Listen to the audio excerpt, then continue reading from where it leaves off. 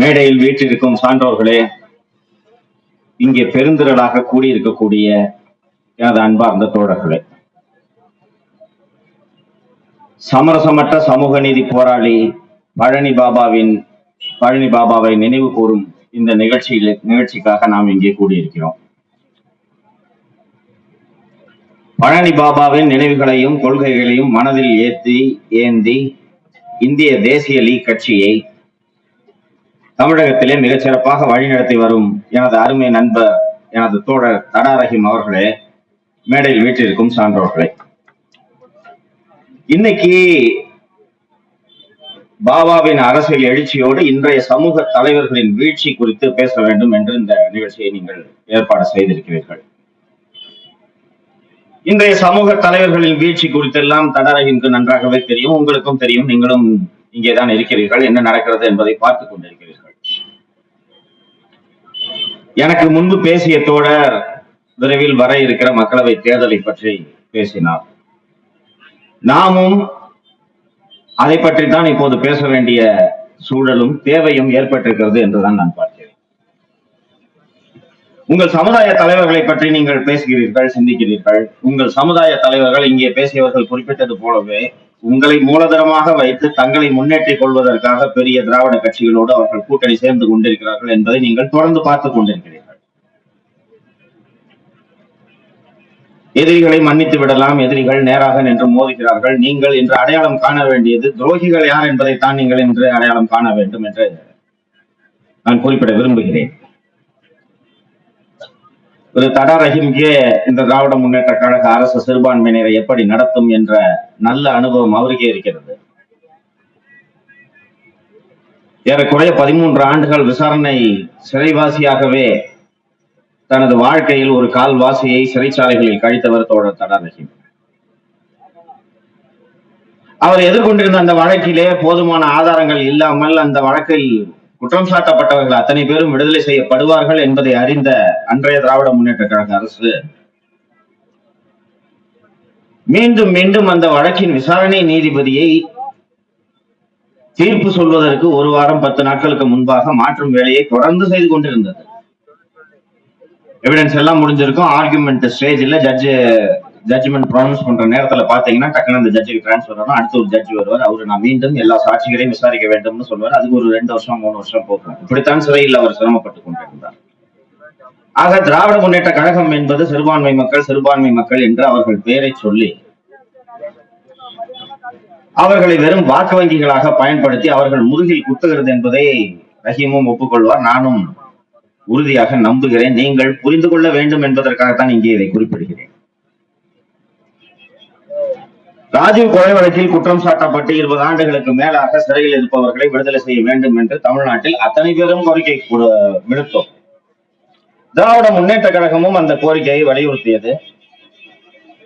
2021 திராவிட முன்னேற்ற கழக ஆட்சி வந்த பிறகு உச்சநீதிமன்றம் ஒரு பிறப்பித்த உத்தரவின் காரணமாக முதலில் நளினி வெளியே வந்தார், பின்னர் பேரறிவாளன் வெளியே வந்தார். பேரறிவாளன் வெளியே வந்த போது வேறு ஒரு ஊருக்கு பயணம் செய்வதற்காக விமான நிலையத்திலே காத்திருந்த தமிழக முதல்வர் அவர்கள் விமான நிலையத்திற்கே வரவழைத்து பேரறிவாளனை கட்டி அணைத்து அந்த புகைப்படத்தை எடுத்து ஊடகங்களிலே வெளியிட செய்தார் என்பதையெல்லாம் நாம் பார்த்தோம். குற்றவாளிகள் முன்விடுதலை என்பதுல திரு ரஹீம் அவர்கள் தொடர்ந்து வலியுறுத்தி கொண்டிருக்கிறார். எனக்கு ஒரு 2008 இருந்து ஒரு பழக்கம். அன்று முதல் இன்று வரை சிறை கைதிகளின் நலனுக்காக, சிறை கைதிகளின் உரிமைகளுக்காக, மற்றவர்களுக்கெல்லாம் வழங்கப்படும்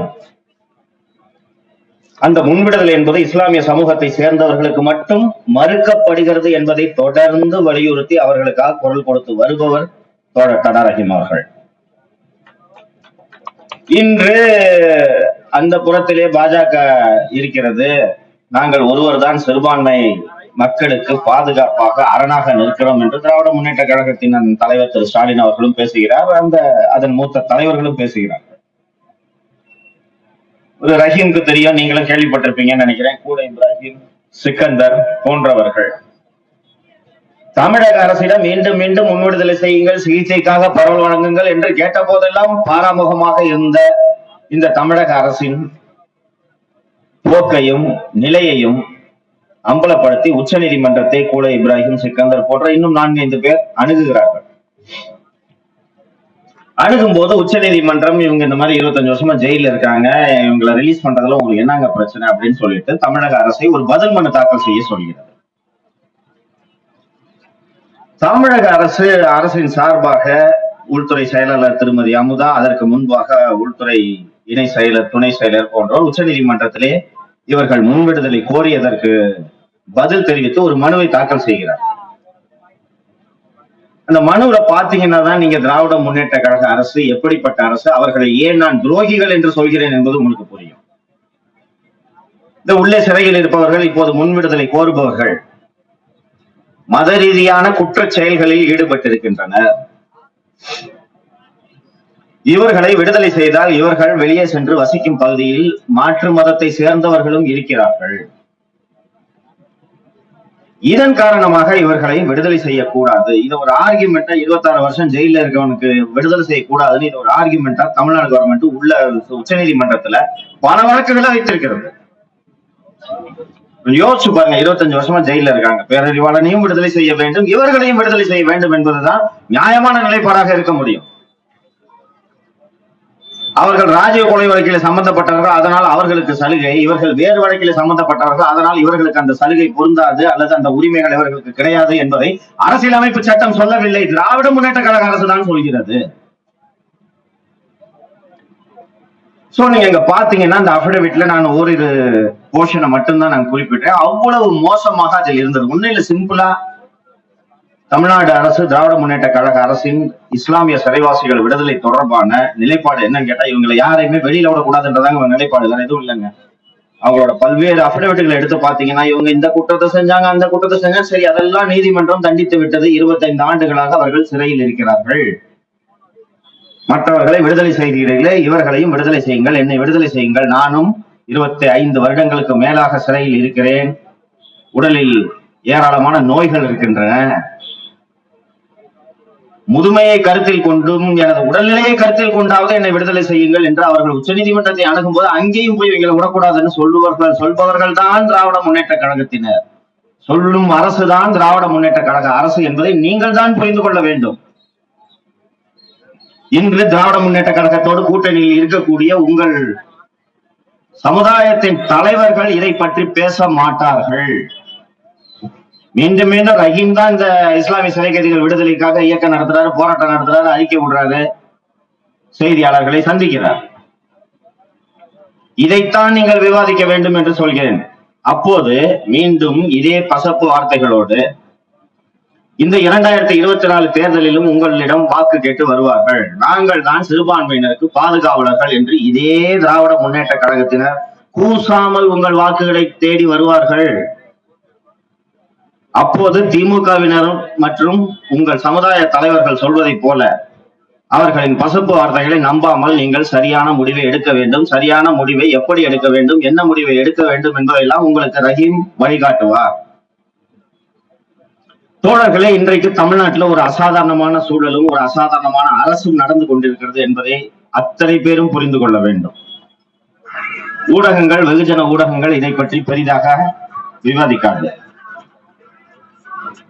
நான் ஏற்கனவே பேசும்போது சொன்னேன், பேரறிவாளன் அவர்களை விடுதலை செய்து விமான நிலையத்தில் கட்டிப்பிடித்து அவருக்கு வாழ்த்துக்களை தெரிவித்தார் தமிழக முதல்வர் என்று சொன்னேன். நல்ல விஷயம், வெளியில வரட்டும். ஒரு 10-19 வயசுல ரொம்ப சிறைக்கு போனவர், வெளியில் வரட்டும், மகிழ்ச்சி. அவர் இந்தியாவை சேர்ந்தவர், தமிழகத்தை சேர்ந்தவர். அவர் ரிலீஸ் ஆனவுடனே அவங்க வீட்டுக்கு போயிட்டார். அவரோடு சேர்த்து விடுதலை செய்யப்பட்டவர்கள் சாந்தன், முருகன் போன்றோர் இலங்கை நாட்டை சேர்ந்தவர்கள். அவர்களையும் உச்ச நீதிமன்றம் முன்விடுதலை செய்ததும் இவர்கள் இந்தியாவை சேர்ந்தவர்கள் அல்ல, இவர்கள் இந்திய குடிமக்கள் அல்ல என்ற காரணத்திற்காக மீண்டும் அவர்களை கொண்டு திருச்சியிலே சிறப்பு முகாம் என்ற பெயரிலே செயல்பட்டுக் கொண்டிருக்கும் சிறைச்சாலையில் அடைத்திருக்கிறது தமிழக அரசு. இன்றைக்கு இந்த அரங்கத்திலே சிறை கைதிகள் உரிமை மையத்தின் தலைவர் தோழர் ரஹீமுக்கும் எனக்கும் மிக நெருங்கிய நண்பரான வழக்கறிஞர் புகழேந்தி இன்று இந்த நிகழ்விலே வந்து பேசியிருக்க வேண்டும். ஏன் இன்று புகழேந்தி வரவில்லை என்று கேட்டீர்கள் என்றால், திருச்சி முகாமிலே வைக்கப்பட்டிருக்கக்கூடிய சாந்தனின் உடல்நிலை மிக மிக மோசமாகி இருக்கிறது. புகழேந்தி ஒரு வழக்கறிஞர், தொடர்ந்து சிறை கைதிகளுக்காக குரல் கொடுத்துக் கொண்டிருப்பவர், நீதிமன்றங்களில் பல்வேறு வழக்குகளை தாக்கல் செய்தவர்.